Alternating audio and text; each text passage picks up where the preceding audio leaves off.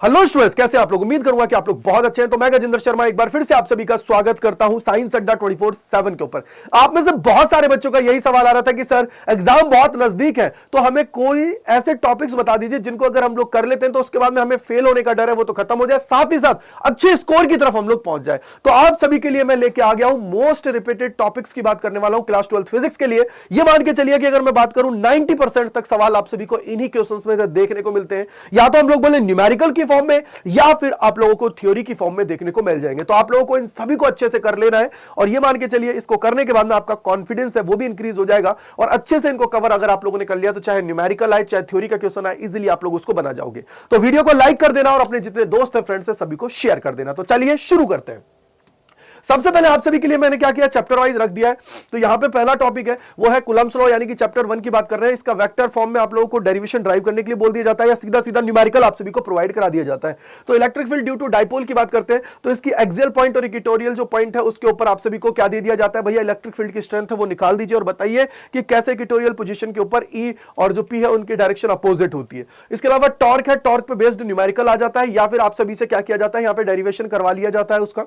Gauss law और its application की जब बात की जाती है तो इसके अंदर भी सेम है। देखिए इस चैप्टर की अगर मैं यहां पे बात करता हूं, या तो आपका थ्योरी क्वेश्चन फिक्स है या न्यूमेरिकल आपको आएगा, लेकिन इन्हीं टॉपिक से आएगा ये कंफर्म है, ठीक है। इसके बाद में आप लोग electric field due to infinitely long straight wire की बात करेंगे और ड्यू टू प्लेन शीट की बात करेंगे। तो ये आप लोगों को अच्छे से ड्राइव करके देख लेना जिससे आपका कॉन्फिडेंस इंक्रीज हो जाए। सेकंड चैप्टर की अगर मैं बात करता हूं तो यहां पे इक्विपोटेंशियल सरफेस से इससे सीधा सीधा सवाल आपको देखने को मिलता है, या तो न्यूमेरिकल दे देगा या फिर क्या करेगा वो बोल देगा कि बताइए इसकी कोई 2-3 प्रॉपर्टीज बता दीजिए जिससे आप लोग उसको वहां पे एक्सप्लेन कर सके, ठीक है। और इसके अलावा रिलेशनशिप है इलेक्ट्रिक फील्ड और पोटेंशियल की, तो यहां से आपका सैंपल पेपर्स के अंदर सवाल आए हुए हैं, तो इसका मतलब यहां पे न्यूमेरिकल पर्पस से भी ये इंपॉर्टेंट है कि भैया इलेक्ट्रिक फील्ड की डायरेक्शन में आप लोग जाते हो तो पोटेंशियल क्यों डिक्रीज करता है वो आपको पूछ लिया जाता है। इसके बाद में पोटेंशियल ड्यू टू डाइपोल की बात करते हैं तो जर्नल पॉइंट पे आप लोग जब निकालते हो ना वो cos थीटा वाली फॉर्म, उसका सवाल आप सभी से पूछ लिया जाता है कि ड्राइव कर दीजिए।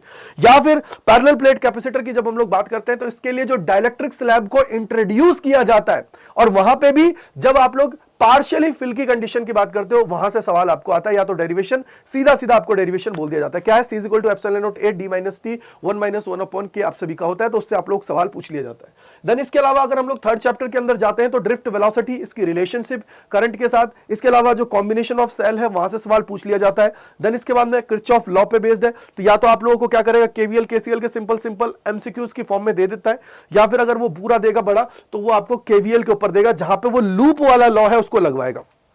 और व्हीटस्टोन ब्रिज की बात करते हैं तो व्हीटस्टोन ब्रिज पे तो बैलेंसिंग इक्वेशन है, उस पे बेस्ड सवाल आप सभी के लिए दे देता है। इसके बाद में चैप्टर नंबर 4 की बात करते हैं तो एम्पियर सर्किटल लॉ है वो और उसकी एप्लीकेशन है, वहां से सवाल आप सभी से पूछा जाता है। मूविंग कॉइल गैल्वेनोमीटर है वो भी बहुत इंपॉर्टेंट है, ठीक है। इसके बाद में अगर हम लोग magnetic field due to circular loop की बात करते हैं तो उसकी एक्सिस के ऊपर जो आप लोग निकालते हो ना μ0I और जो r² है divided by 2x² plus r² की पावर 3/2 है, वहां से आता है और सेंटर के ऊपर निकालते हो तो क्या हो जाता है μ0I डिवाइडेड बाई 2r आप सभी का हो जाता है, तो वो भी आप लोगों के लिए इंपॉर्टेंट है। इसके अलावा फोर्स बिटवीन पैरेलल कंडक्टर्स की बात करते हैं तो पैरेलल कंडक्टर्स आप लोगों के सिलेबस के अंदर है, तो वहां से सवाल आप सभी से पूछ लिया जाता है। इसके बाद में पांचवें चैप्टर की बात करते हैं तो इसके अंदर जो आजकल वो बहुत ज्यादा ध्यान देने लग गया है और मैग्नेटिक प्रॉपर्टी ऑफ मटेरियल्स है, उसके अंदर पैरा, डाया और उसके अलावा फेरो, ये तीनों मटेरियल्स से आप लोगों से पूछ लिया जाता है और इसके एग्जांपल्स को वो आपसे पूछता है। छठे चैप्टर की बात करते हैं तो फैराडेज लॉ, लेंज लॉ और सेल्फ इंडक्टेंस और म्यूचुअल इंडक्टेंस, इन पे दोनों पे तो न्यूमेरिकल्स आप सभी को देखने को मिलते हैं। यह आपको ध्यान रखने में उन टॉपिक्स की बात कर रहा हूं जिनसे हर साल सवाल देखने को मिले हैं।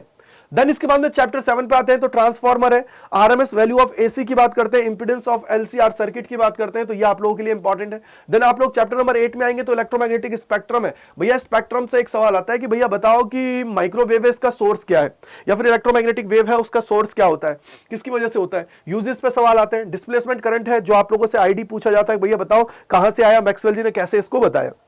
चैप्टर नंबर 9 के अंदर जाते हैं तो TIR आप सभी के लिए बहुत इंपॉर्टेंट है। इसमें ऑप्टिकल फाइबर की अगर बात करते हैं तो वहां पे सबसे ज्यादा सवाल पूछे जाते हैं, या फिर आप लोगों से पूछ लेगा कि बताइए इनमें से कौन सा फिनोमिना है वो आपका TIR पे बेस्ड है या बेस्ड नहीं है, तो वो आपको थोड़ा सा ध्यान रखने हुए आगे बढ़ना है। इसके बाद में लेंस मेकर्स फॉर्मूला है, यहां पे भी सीधा सीधा डेरिवेशन आप सभी से पूछ ली जाती है। अगर मैं इसी में कंपाउंड माइक्रोस्कोप की बात करता हूं तो और टेलीस्कोप, इनमें से एक सवाल आपका आता है न्यूमेरिकल पे बेस्ड, ठीक है। या फिर वो क्या करेगा, मैच द कॉलम दे देगा जिसके अंदर आपसे बोलेगा कि बताइए कौन सा फॉर्मूला किसके लिए है।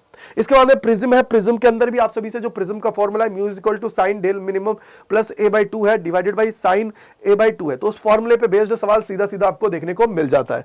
देन आप लोग चैप्टर नंबर 10 के अंदर जाते हैं तो रिफ्लेक्शन और रिफ्रैक्शन है, और जो आपको पूछ लिया जाता है भैया प्रूफ करो इनको, या फिर स्नेल्स लॉ है उसको प्रूफ करा देगा, सीधा सीधा बोल देगा कि भैया यहां से आपका रेयर से डेंसर में आप लोग इंसिडेंट करा रहे हो, तो बताइए स्नेल्स लॉ कैसे प्रूफ करोगे, तो प्रूफ करने के लिए दे दिया जाता है। इसके बाद में इंटरफेरेंस आपसे पूछ लिया जाता है, वेव फ्रंट पूछ लिया जाता है भैया वेव फ्रंट किसे कहते हैं, इसके अलावा कितने टाइप का होता है वो आप सभी से पूछ लिया जाता है। हाइगेंस थ्योरी और इनकी बात हम लोग यहां पे करते हैं। तो YDSC पे न्यूमेरिकल आ सकता है, डिफ्रैक्शन पे न्यूमेरिकल आ सकता है, बट थ्योरी उसके अंदर नहीं है क्योंकि उसका सिर्फ फॉर्मूले की बात आप लोगों से की जाती है।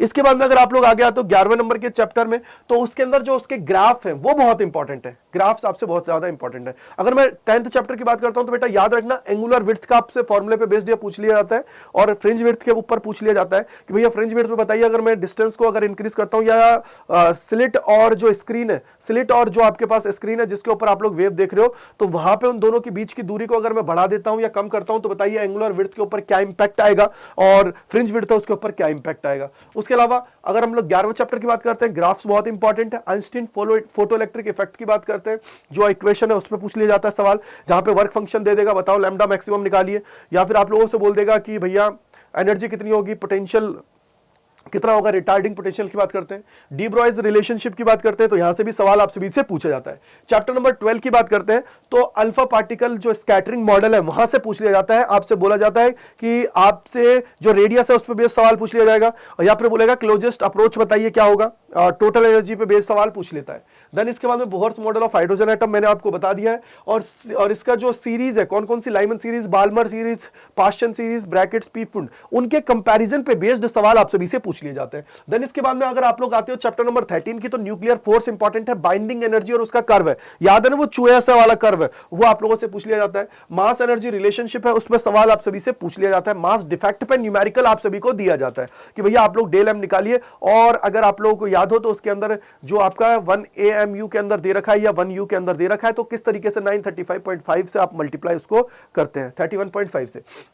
चैप्टर 14 की बात करते हैं तो एनर्जी बैंड है, पीएन जंक्शन है, और रेक्टिफायर, रेक्टिफायर से बेस्ड सवाल सीधा सीधा पूछा जाता है। तो ये आप लोगों के लिए वो इंपॉर्टेंट टॉपिक्स की लिस्ट है जो एग्जाम में सबसे ज्यादा आज तक रिपीट हुए, मोस्ट रिपीटेड टॉपिक्स की मैं यहां पे बात कर रहा हूं। तो एक बार सब लोग क्या करेंगे, इसको शेयर करेंगे जिससे मैक्सिमम लोगों तक ये पता लगे, कम से कम इन टॉपिक्स को तो रट लो यार, कि एग्जाम में अगर इनसे कुछ आ जाए ना तो छोड़ना नहीं है बिल्कुल भी, ये याद रखिएगा। अब इसके अलावा अगर आप लोग चाहते हो तैयारी को और बेहतर ढंग से करने के लिए, तो आप लोग हमारे साथ जुड़ सकते हो। रेगुलरली आपकी क्लासेस चल रही है यूट्यूब के ऊपर।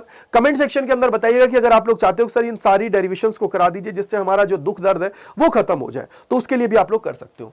इसके अलावा आप सभी का बहुत बहुत शुक्रिया मेरे साथ जुड़ने के लिए। अगर आप लोग हमारे प्रीमियम कंटेंट के अंदर जुड़ना चाहते हो तो जुड़ सकते हो। कैसे?